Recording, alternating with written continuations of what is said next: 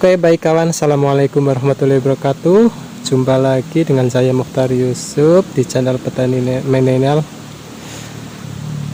Oke kawan, kali ini saya akan membahas tentang bagaimana cara pemberian nutrisi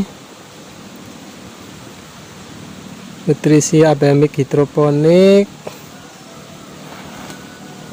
pada tanaman melon kawan-kawan. Sebelum kita bahas bersama tahapan-tahapan pemberian nutrisi, tidak ada salahnya kawan-kawan yang baru bergabung untuk pencet tombol subscribe kawan-kawan, karena subscribe itu gratis dan sekaligus nanti kawan-kawan akan mendapatkan notifikasi dari video saya yang terbaru, karena saya banyak sekali membahas tentang tutorial cara menanam tanaman secara hidroponik kawan-kawan. Silahkan bagi kawan-kawan yang ingin belajar tentang menanam tanaman secara hidroponik untuk ikuti video saya kawan-kawan. Ini adalah tanaman melon saya yang berumur 9 hari kawan-kawan, masih kecil, masih unyu-unyu ya. Dan ini oke, baik kawan-kawan, langsung saja kita bahas tahapan pemberian nutrisi kepada tanaman melon. Oke, baik kawan-kawan, yang pertama adalah pemberian nutrisi kepada tanaman melon itu dibagi menjadi dua tahap ya kawan-kawan. Yang pertama adalah tahap vegetatif ya, pemberian nutrisi hidroponik vegetatif, yaitu masa pertumbuhan daun dan batang kawan-kawan,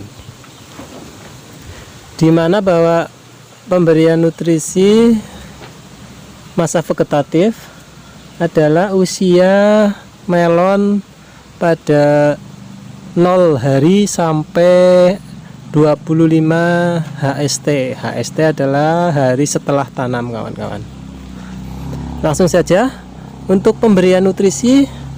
Kemudian yang kedua adalah masa generatif kawan-kawan.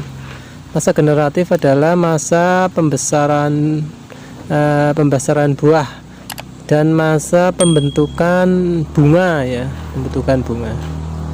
Itu adalah yang sering kita sebut sebagai masa generatif. Masa generatif adalah usia 26 hari sampai melon berusia sampai panen kawan-kawan. Oke, untuk tahapannya adalah pemberian nutrisi. Yang pertama adalah pemberian nutrisi masa vegetatif. Masa vegetatif itu diberikan kepada tanaman melon dari mulai menyemai ya, mulai menyemai. Biasanya saya mulai menyemai, saya mulai memberi menaruh biji ke rock wall itu sampai 3 hari, sampai berkecambah itu sudah mulai saya pupuk dengan abemik vegetatif, namun dengan ppm yang sangat rendah kawan-kawan, yaitu 500 ppm. Ketika 3 hari itu sudah muncul kecambah, kita sudah pupuk dengan abemik vegetatif ppm 500, tidak boleh lebih dari 500 kawan-kawan. Kemudian sampai umur 10 hari dari semai, dari HSS itu, nanti kita masih tetap menggunakan pupuk vegetatif 500 ppm kawan-kawan, tidak boleh lebih dari itu sampai nanti umur 10 hari. Setelah 10 hari nanti kita pindah tanam ke modul paralon ini. Kemudian untuk minggu pertama, pemberian nutrisi minggu pertama itu masih 500 ppm kawan-kawan. Sampai 7 hari HST ya. 7 hari setelah tanam itu masih menggunakan ppm, kepekatan ppm 500 ppm.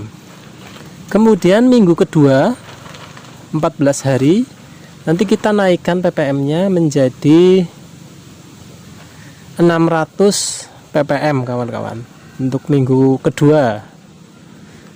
Setelah itu nanti kita naikkan lagi ppm pada minggu ketiga, yaitu 21 hari kita naikkan ppm-nya menjadi 700 ppm ya, 700 ppm sampai kita minggu keempat, berarti 28 hari kita naikkan lagi menjadi 800 ppm.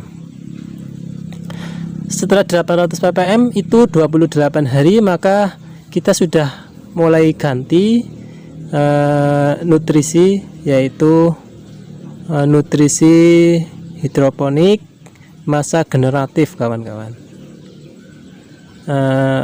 Yang sering kita sebut adalah nutrisi hidroponik buah ya, pembuahan. Kemudian peralihan dari nutrisi vegetatif ke generatif itu teman-teman tidak perlu mengganti ya, tidak perlu mengganti tandon airnya, tidak perlu dikuras ya, artinya tidak perlu dikuras, hanya cukup ditambah saja, ditambah atau diganti nutrisinya seperti itu.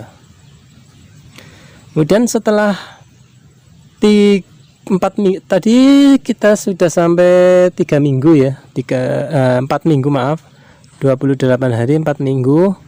Kemudian naik sampai 5 minggu.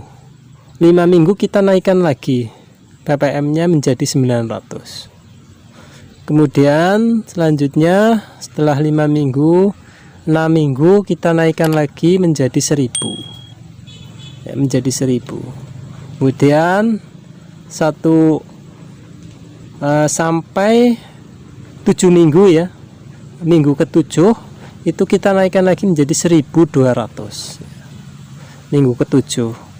Kemudian minggu ke-8 kita naikkan lagi ppm-nya menjadi 1500 ppm. Sampai minggu ke-9 kita naikkan lagi 1750 ppm. Kemudian 1750 ppm itu nanti sampai panen ppm-nya itu 1750. Saran saya kawan-kawan, untuk pemberian nutrisi ini jangan sampai lebih dari 1750 ppm. Itu menurut pengalaman saya, biar buah tetap terjaga, dia tidak terlalu banyak nutrisi sehingga tidak pecah dan juga tidak kekurangan nutrisi. Saya kira 1750 itu sudah cukup nutrisi kepekatannya.